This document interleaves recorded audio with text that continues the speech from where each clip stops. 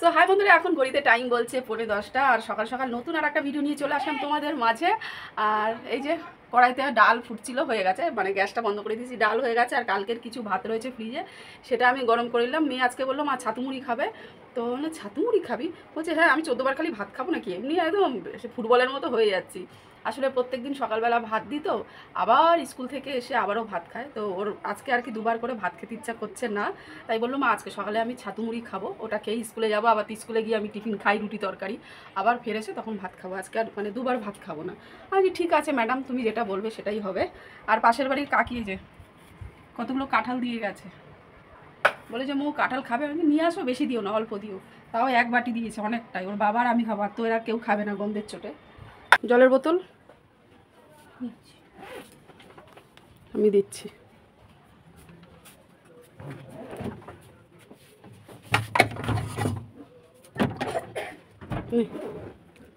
টোটো করে যাবি? 10:15 হয়ে গেল।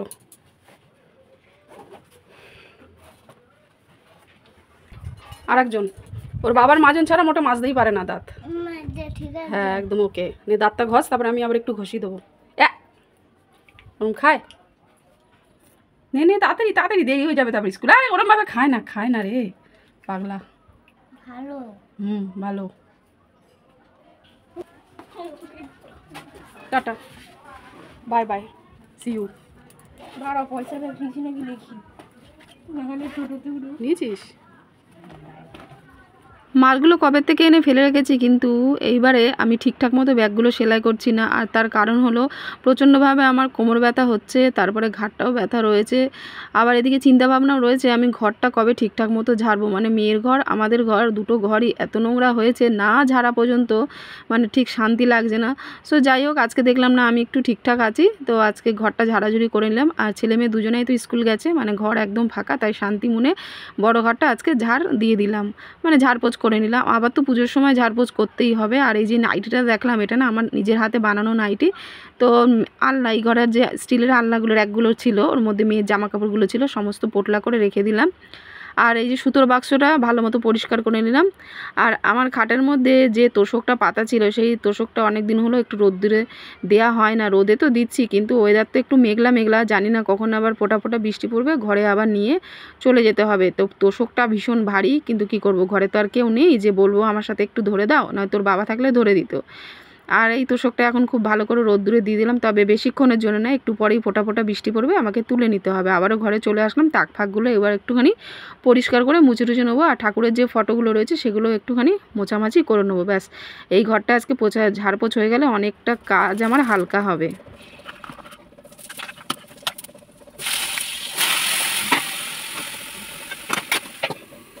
I am very tired. আজকে যে রান্না বান্না কি হচ্ছে ছাতার মাথা, মানে সবজির তরকারি, ডাল, চাটনি আর কাঁকরোল সেদ্ধ দিয়েছি। কাঁকরোল সেদ্ধ অবশ্যই বাবার জন্য বলদ বলদ রান্না হচ্ছে, জানি না ভাত বেশি উঠবে কি না। তো মেয়ে তো বুঝতেই পারছি, স্কুল থেকে এসে যখন ওকে ভাত দেবো ঘ্যান ঘ্যান ঘ্যান ঘ্যান করবে, হ্যাঁ সবজির তরকারি একটু ধাওয়া দেবো, খেয়ে নেবে। মানে একটু চেল্লাবো, হাম হাম করে খেয়ে নেবে ভয়তে।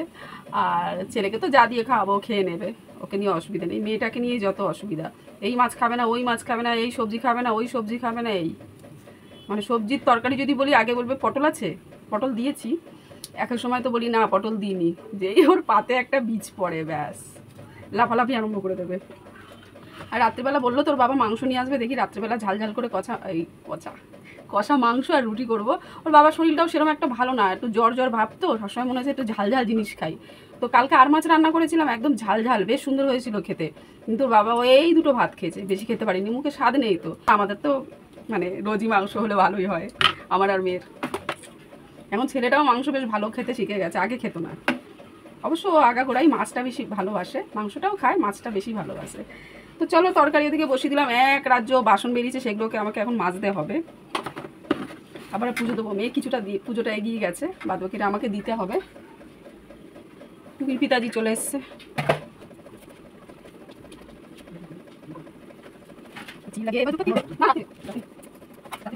করবো চিকেন।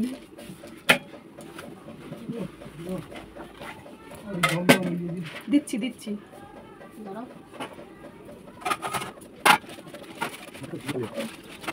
রান্নাবান্না একদম কমপ্লিট হয়ে গেছে, তো রান্নাঘর পরিষ্কার করে ফেলেছি। আর চলো আজকের বলদা বলদা রান্নার চেহারাগুলো তোমাদেরকে একটুখানি দেখিয়ে দিই। তো প্রথমেই হচ্ছে নিরামিষ তরকারি, এই যে, তারপরে হলো আমের চাটনি, ভালোই লাগবে খেতে, আমের চাটনি তো সবসময় আমার প্রিয়, আর টমার ডাল, আর এখানে রয়েছে ভাত, ভাতের মধ্যে কাঁকরোল সেদ্ধ দেওয়া আছে। এই হলো আজকের মেনু। আর বললাম না সকালের দিকে কাকি কতগুলো কাঁঠাল দিয়ে গেছে, সেই কাঁঠাল আমরা মানে দুজন মিলে খেয়ে নিয়েছি। ওটাকে আর রিস্ক নিইনি, কারণ এমনি রাখলে যদি কাঁঠালটা গন্ধ বেরিয়ে যায়, আর ফ্রিজের মধ্যে রাখলে বাবা, সে ফ্রিজের মধ্যে যা খাবার রাখবো সেগুলো কাঁঠালের গন্ধ হয়ে যায়। ওই জন্য খেয়ে ফেলেছি। খাওয়া দাওয়া হয়ে গেলে কাঁঠালের বীজগুলো এই কটা বেরিয়েছে, এগুলো শুকোক, কিচ্ছু ছাড়বো না, সব খাবো। এখন কাঁঠালের দানা ছড়াচ্ছে। হ্যাঁ, যখন আমি কাঁঠালের দানা ছাড়াতে দেবো তখন আর ছাড়ায় না, লাফালাফি করে একটা দুটো ছাড়িয়ে।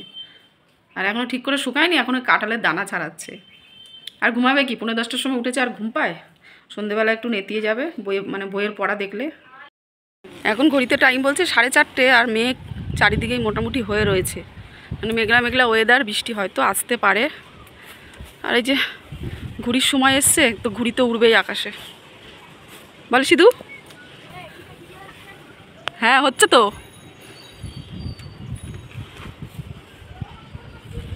চল ঘরে চল, পরে আসবি।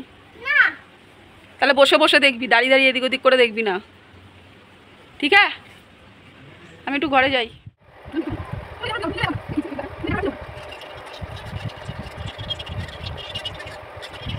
কানটা ফাঁকা রয়েছে, সোনার কানেরটা এর মধ্যে রেখে দিয়েছিলাম, এই যে এখন পরে নেবো। আর যখন কোথাও ঘুরতে যায় না, এসে জিনিসপত্র একদম এদিক ওদিক ছড়িয়ে ছিটিয়ে রাখি, মানে শোকেসের ভেতরে রাখবো, কিন্তু ঠিকঠাক মতো নির্দিষ্ট জায়গায় রাখি না। এই চুড়ি দুটো একসাথে রাখলাম, এটাও এদিক ওদিক ছিল, পলাটা একটা এদিকে ছিল আর একটা ওইখানে ছিল, তাহলে আমি কোথাও যখন আবার বেরোবো তখন হাতে যাবো, খুঁজে পাবো না। আর এটা হলো টুকটুকির চুড়ি, এটা মনে হয় এখন জিনার হাতে হয়ে যাবে, দিয়ে দেবো। চুড়িটা এত সুন্দর দেখতে লাগতো, মানে লেহেঙ্গার সাথে খুব সুন্দর লাগতো। লেহেঙ্গাটা দিয়ে দিয়েছি জিনাকে, কিন্তু এই চুড়িটা আর দেওয়া হয়নি। তখন অবশ্য আর একটু ছোটো ছিল জিনা, তখন হাতে একদম ঢিল ঢিল হতো, মানে বড় হতো হাতে। এখন আবার মনে হয় ঠিক হবে, দিয়ে দেবো। এটা ঘরে রেখেই বা কী করবো।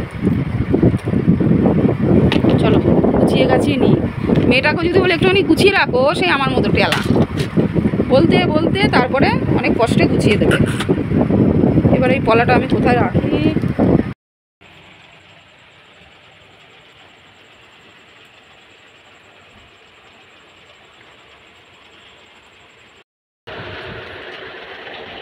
তো বন্ধুরা, সন্ধ্যে পুজো দেওয়া তো হয়ে গেছে, আর আমি সন্ধ্যেবেলার টিফিন একটু মুড়ি চানাচুর নিয়ে বসলাম, আর ঈশানের জন্য একটা রুটি এনে দিলাম।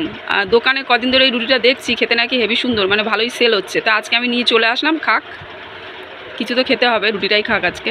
দেখতে দেখতেই বেজে গেল রাত 10টা। সকালবেলা ঘুম থেকে উঠেই খালি রান্নার চিন্তায়, সকালে কি রান্না করব, দুপুরে কি রান্না করব, আবার সন্ধ্যেবেলার কি টিফিন, রাত্রেবেলার কি মেনু। সো যাই হোক, দিনের বেলা দেখিয়েছিলাম টুকির বাবা মাংস নিয়ে এসছে, সেই মাংসটাই এখন একটুখানি ওই ভাজা ভাজা টাইপের করে নেবো, মানে কোনো রকম মশলা দেবো না, শুধুমাত্র পেঁয়াজ, টমা, কাঁচা লঙ্কা কুচি, হলুদ গুঁড়ো, লঙ্কার গুঁড়ো এই দিয়ে বেশ ভালো করে ভাজা ভাজা করব। আর নামানোর আগে একটু ধনেপাতা কুচিয়ে দিয়ে দেবো। আর ঈশানের জন্য 2 টুকরো আলু দিয়ে দিয়েছি, কারণ রুটি দিয়ে খেতে ওর সুবিধা হবে, আর মাংসটা শুধু খাবে। এইভাবে মাংস রান্না করলে না বেশ ভালো লাগে। সবসময় তো কষা বসা রসা ঝোল এই টাইপের করি, তো ভাজা ভাজা খেতে ভালোই লাগে। তো মেয়ে আর মেয়ের বাপের বায়না এইভাবে ভাজা ভাজা মাংস আজকে রুটি দিয়ে খাবে। আর কয়েক টুকরো মাংস রেখে দিলাম, কালকে সন্ধ্যেবেলা ওই চিকেন চাও করে দেবো। তো ঈশান আমার এখন বাইরে একটু জিনার সাথে খেলছে, খেলতে খেলতে এই যে এখন জল তৃষ্ণা পেয়ে গেল, জল খেতে এসছে। সো বন্ধুরা, চলো রাত্রের খাবার খেতে এবার ঘুমিয়ে পড়বো। আজকের মতো ব্লগ এখানেই শেষ।